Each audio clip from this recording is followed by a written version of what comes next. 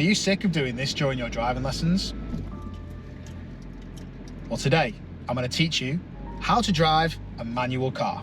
Stay tuned, it's going to give you the best tips on learning how to control your clutch, combining it with the accelerator. Let's get to it, shall we? Okay, today, so we're learning how to drive a manual car. First things first, what I'm going to do. I'm inside the vehicle now, the engine is switched off.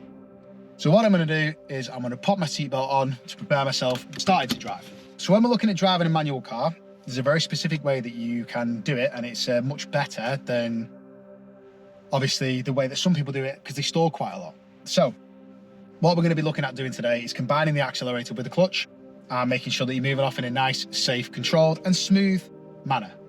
So got seatbelt on, we're ready to go. So all I'm going to do now is I'm going to start the vehicle up.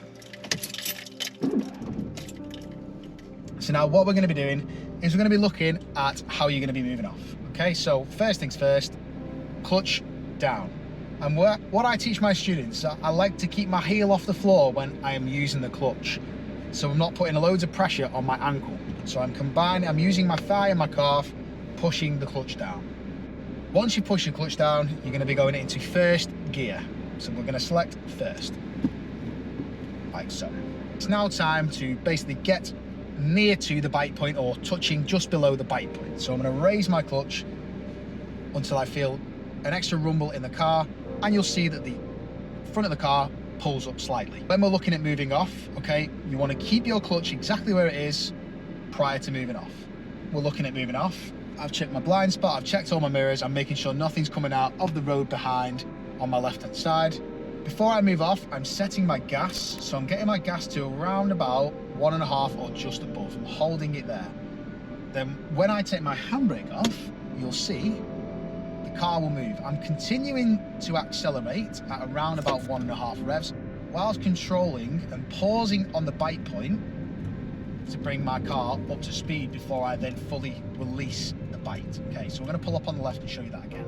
So mirror checks, indicator, moving in towards the curb, I'm braking and I'm putting my clutch down, I'm squeezing the brake consistently, gently before we come to a stop. Now I'm going to put my handbrake on, I'm going to take it out of gear, and I'm going to show you that quickly again, making sure that my indicator is off and the car is reset completely before we start moving again.